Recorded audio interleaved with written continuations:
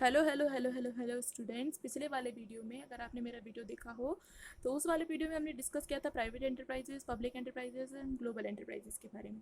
Private enterprises, public और global enterprises के बारे में हम पिछले वाले वीडियो में ऑलरेडी डिस्कस कर चुके हैं। तो अगर आप तक अभी तक आपने मेरा पिछला वाला वीडियो नहीं देखा है तो पहले जाकर के उसे देख लें। प्राइवेट एंटरप्राइजेस, पब्लिक एंटरप्राइजेस और ग्लोबल एंटरप्राइजेस, उस वाले वीडियो में मैंने इन तीनों को बहुत अच्छे से डिस्क्राइब किया है। तभी हम आप इस आगे वाले वीडियो में बाकी सब कुछ समझ सकेंगे। तो अगर आपने वो नहीं देखा तो पहले उसको देखना, उसके बाद में ही ये वाले वीडियो को देखना, तभी आप आगे जो हम पढ़ने वाले हैं तो आप अच्छे से समझ सकेंगे। फिर भी मैं आपको थोड़ा बहुत इसके बारे में बता देती हूँ। प्राइवेट एंटरप्राइजेस वो एंटरप्राइजेस होते हैं जिनका नियंत्रण, संचालन और सुचारू रूप से कार्य करने की क्षमता व्यक्ति या व्यक्तियों के समूह में होती है, जिन पर सरकार का कोई उत्तरदायी, कोई जिम्मेदारी नहीं होती है, सरकार का कोई अधिकार नहीं होता है। ये होता है प्राइवेट एंटरप्राइजेस, जिनको अपने नाम के पीछे प्राइवेट लिमिटेड लगाना होता है। पब्लिक एंटरप्राइजेस जो होते हैं ये गवर्नमेंट की कंपनीज होती है, ये गवर्नमेंट रन कर रही होती है, इनका पूरा उत्तरदायी, पूरी अधिकार जो होती है सरकार के हाथों में होती है। सरकार ही इन्हें रन कर रही होती है, इनके अंदर धन लगा रही होती है और पूरा लाभ भी सरकार को ही मिलता है। अगर हानि होती है तो वो भी सरकार ही उठाती है। होती है पब्लिक एंटरप्राइजेस, इनको अपने नाम के पीछे या तो पब्लिक लिमिटेड या फिर सिर्फ लिमिटेड लगाना होता है। फिर बात आती है ग्लोबल एंटरप्राइजेस के बारे में। ग्लोबल एंटरप्राइजेस वो एंटरप्राइजेस होते हैं जो अपना बिजनेस एक देश के अलावा और भी कई दूसरे देशों में रन कर रहे होते हैं। मान लीजिए मेरा कोई बिजनेस है, वो इंडिया में भी रन हो रहा है, वो जापान में भी रन हो रहा है, वो अमेरिका में भी रन हो रहा है, तो मेरा बिजनेस ग्लोबल एंटरप्राइजेस के अंडर में आता है। मतलब मेरा बिजनेस एक से ज़्यादा देशों के अंदर अगर रन हो रहा है तो वो हो जाता है ग्लोबल एंटरप्राइजेस। सो आज वाली वीडियो में हम पढ़ने वाले हैं पब्लिक एंटरप्राइजेस का ही एक पार्ट है डिपार्टमेंटल अंडरटेकिंग, उसके बारे में। तो हम डिस्कस करेंगे डिपार्टमेंटल अंडरटेकिंग के बारे में। So let's start with this new video. Departmental undertaking is the oldest and traditional form of organisation. Departmental undertaking क्या है? ओल्डेस्ट, सबसे पुराना, और traditional form of an organisation, पारंपरिक तरीका है संस्था का, of the public sector enterprise। as I already told you कि डिपार्टमेंटल अंडरटेकिंग पब्लिक एंटरप्राइजेस के अंदर ही आता है। तो डिपार्टमेंटल अंडरटेकिंग क्या हो गया? सबसे पुराना और पारंपरिक तरीका है पब्लिक एंटरप्राइज का। It is organised, financed and control in such a manner that any other government organisation, जैसे गवर्नमेंट की और दूसरी कंपनियां चल रही होती है, दूसरे विभाग चल रहे होते हैं, उसी तरीके से डिपार्टमेंटल अंडरटेकिंग का भी काम चल रहा होता है। उसी तरीके से इसे ऑर्गेनाइज किया जाता है, संगठित किया जाता है और फाइनेंस भी उसी तरीके से लगाया जाता है, कंट्रोल किया जाता है। इसका नियंत्रण, संगठन और वित्त पोषित बाकी सभी गवर्नमेंट डिपार्टमेंट की तरह ही होता है। ठीक है। The undertaking is under the control of a minister who is responsible to the parliament. तो अंडरटेकिंग क्या होता है? Under the control of a minister, एक मिनिस्टर के कंट्रोल में होता है। हर एक पर्टिकुलर डिपार्टमेंट, पर्टिकुलर विभाग का अपना एक मंत्री होता है जो सीधा पार्लियामेंट के लिए रिस्पॉन्सिबल होता है, संसद में उत्तरदायी होता है उस डिपार्टमेंट के लिए। मान लीजिए कि मेरा कोई डिपार्टमेंट है, मेरा मान लीजिए कि वित्त डिपार्टमेंट है, फाइनेंस डिपार्टमेंट है, और तो फाइनेंस डिपार्टमेंट अगर मेरा है तो मैं क्या हो जाऊंगी? फाइनेंस मिनिस्टर हो जाऊंगी, और मैं रिस्पॉन्सिबल हो जाऊंगी अपने डिपार्टमेंट के लिए। कहाँ पे? सीधे पार्लियामेंट के अंदर। ठीक है। तो उसी तरीके से आगे मैंने कई सारे एग्जांपल्स दिए हुए हैं। देखो, some examples of departmental undertaking is Indian railways, post and telegraph, और India radio and Doordarshan etcetera. तो आपने देखा होगा रेलवे का अपना एक डिपार्टमेंट है, उसका रेल मंत्री होता है और वो रिस्पॉन्सिबल होता है अपने डिपार्टमेंट के लिए सीधे संसद के अंदर। जो रेल का वित्त निकालना होता है वो रेल मंत्री ही निकालता है। उसी तरीके से पोस्ट एंड टेलीग्राफ में कितने पैसे की ज़रूरत पड़ेगी ये कौन देखता है? Post and telegraph minister. Next हम देखते हैं डिपार्टमेंटल अंडरटेकिंग के फीचर्स। तो सबसे पहला फीचर है डिपार्टमेंटल अंडरटेकिंग का ऑडिट एंड अकाउंटिंग। पहला फीचर है ऑडिट एंड अकाउंटिंग। जैसे नॉर्मल डिपार्टमेंट में होती है लेखांकन और अंकेक्षण, उसका लेखा जोखा, उसी तरीके से डिपार्टमेंटल अंडरटेकिंग में भी ऑडिट एंड अकाउंटिंग करना सबसे ज़्यादा ज़रूरी है। Normal budgeting, accounting and audit procedure are applicable to department undertaking just like government department। जैसे पूरे गवर्नमेंट डिपार्टमेंट में अंडरटेकिंग में काम हो रहा होता है, जैसे जितने भी गवर्नमेंट डिपार्टमेंट होते हैं उनमें जिस तरीके से लेखांकन और अंकेक्षण हो रहा होता है उसी तरीके से इसमें भी लेखांकन और अंकेक्षण हो रहा होता है। सेकंड फीचर है managed by civil servant. Civil servant का मतलब होता है सरकारी अधिकारियों के द्वारा ही इसका मैनेजमेंट किया जाता है। क्योंकि ये पब्लिक एंटरप्राइजेस है, गवर्नमेंट का नियंत्रण और कंट्रोल इस पे होता है, इसलिए मैनेज भी किसके द्वारा किए जाएंगे? सरकारी अधिकारी के द्वारा। तो देखिए, the departmental undertakings are managed by the civil servants who are subject to the same services condition as applicable to civil servants to the of the government. तो ये इसमें बताया गया है कि ये जो डिपार्टमेंट है वो किसके द्वारा मैनेज किए जाते हैं, सिविल सर्वेंट्स के द्वारा, who are subject to the same service condition as applicable of civil servants of the government. हर एक डिपार्टमेंट का अपना अपना मिनिस्टर और अपना अपना एक ऑफिसर होता है जो अपने डिपार्टमेंट के लिए डायरेक्ट रिस्पॉन्सिबल होता है। थर्ड आता है हमारा sovereign immunity. Without the consent of the government a departmental undertaking can not be sued at all. Government की इजाज़त के बिना, सरकार की इजाज़त के बिना कोई भी डिपार्टमेंटल अंडरटेकिंग किसी दूसरे विभाग या फिर किसी दूसरी कंपनी पर सूट नहीं कर सकता। सूट का मतलब है वाद प्रस्तुत नहीं कर सकता, कोई भी कानूनी कार्यवाही नहीं कर सकता। इसका मतलब है किसी भी डिपार्टमेंटल अंडरटेकिंग को किसी दूसरे विभाग पर कानूनी कार्यवाही करने के लिए गवर्नमेंट की इजाज़त लेना सबसे पहले ज़रूरी है। नेक्स्ट हम देखते हैं एडवांटेजेस इसके। फर्स्ट आता है प्रोवाइड इजी इंफॉर्मेशन। ये सबसे इजी इंफॉर्मेशन प्रोवाइड करवाते हैं departmental undertaking. It is easy to set up departmental undertaking. इसको सेटअप करना सबसे ज़्यादा ईजी होता है। डिपार्टमेंटल अंडरटेकिंग को सेटअप करना क्यों ईजी होता है? क्योंकि इसमें अपना हर एक डिपार्टमेंट का एक मिनिस्टर और ऑफिसर्स होते हैं और उनके अंडर में काफ़ी सारे एम्प्लॉय, जिनको हम गवर्नमेंट एम्प्लॉयज़ कहते हैं, वर्क कर रहे होते हैं। और हर एम्प्लॉय, हर ऑफिसर, हर मिनिस्टर अपने अपने डिपार्टमेंट के लिए खुद जिम्मेदार होता है, इसलिए इन डिपार्टमेंट को सेटअप करना ज़्यादा ईजी होता है। आगे देखिए, the departmental undertaking is created by N administrative decision of the government. Government के प्रशासनिक निर्णयों के द्वारा ही डिपार्टमेंटल अंडरटेकिंग का निर्माण किया जाता है। समझ रहे हैं आप क्यों किया जाता है? क्योंकि सरकार जो होती है वो ही इनकी निर्माता होती है, वही इनको वित्त देती है, वही इनका संचालन करती है। तो अगर जब तक गवर्नमेंट निर्णय नहीं लेगी किसी विभाग को बनाने का, तब तक क्या कोई विभाग बन सकता है? नहीं बन सकता। इसीलिए गवर्नमेंट के निर्णयों के द्वारा ही, प्रशासनिक निर्णय के द्वारा ही इनका क्रिएशन किया जाता है, इनका निर्माण किया जाता है। Involving no legal formalities for its formation. इसके लिए कोई लीगल फॉर्मेलिटीज़ की ज़रूरत नहीं होती है। क्यों नहीं होती है? क्योंकि सरकार खुद इसे बना रही है। इसका मतलब ये खुद वैध है। वैध का मतलब कानूनी रूप से उत्तरदायी है अपने अपने कार्यों के लिए। कोई गैर कानूनी काम इसमें नहीं हो रहा होगा।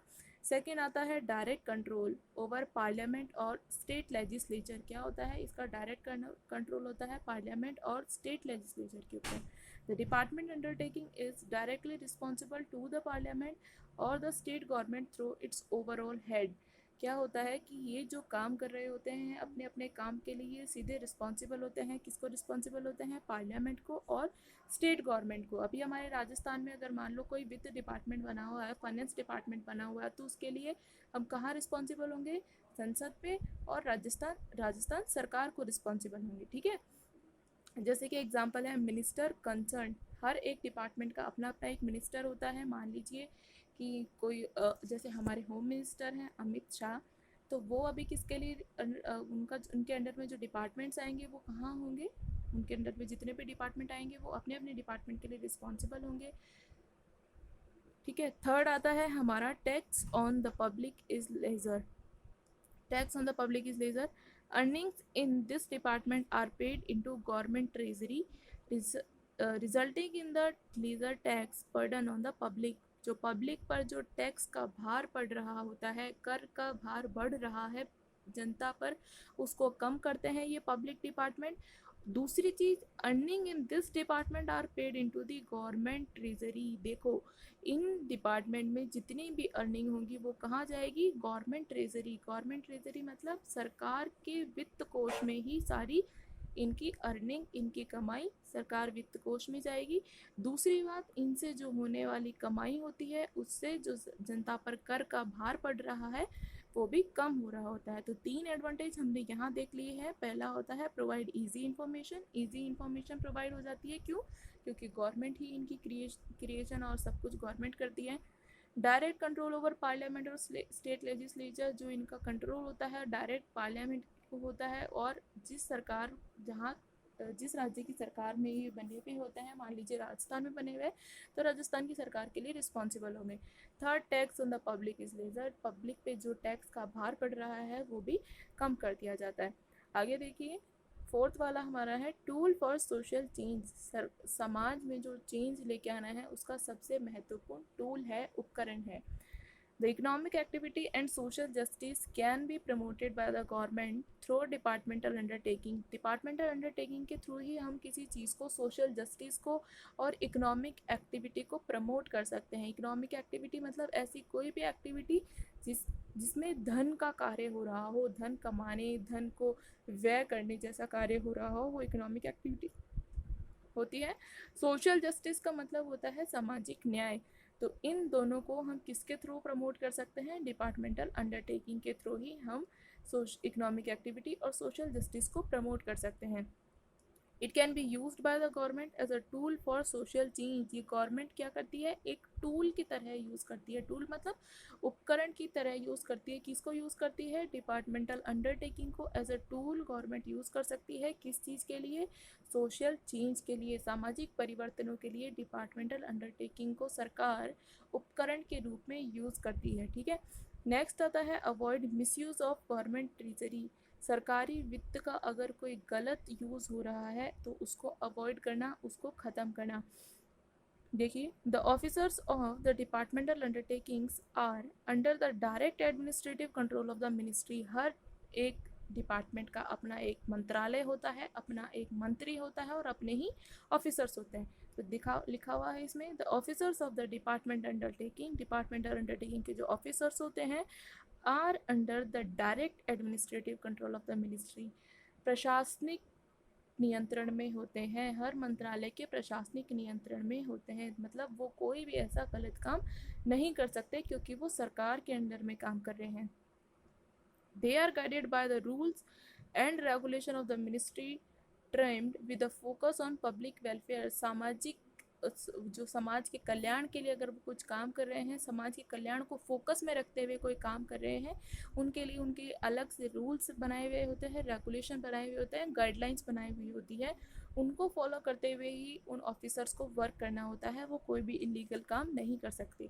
तो आगे समझ में आपको, avoid misuse of government treasury, सरकार के वित्त कोष का कोई भी गलत यूज़ नहीं होगा। नेक्स्ट हमारा आता है monitored by the rules and regulation of the ministry. Ministry ने जो रूल्स और रेगुलेशन बनाए हुए होते हैं उसके थ्रू ही वो लोग वर्क कर सकते हैं, अपने हिसाब से कोई रूल्स एंड रेगुलेशन नहीं होते हैं। As the departmental undertaking is subject to the budgeting, accounting and audit procedures of the government, the risk of misuse of public money is relatively less. अगर जनता के धन का कोई गलत उपयोग हो रहा है तो वो रुक जाता है। क्यों रुक जाता है? क्योंकि उसके वो एक मिनिस्ट्री के अंडर में आता है। मिनिस्ट्री मतलब हर एक विभाग एक मंत्रालय के अंडर में काम कर रहा होता है, तो मंत्रालय उस विभाग को गलत काम करने से रोकता है।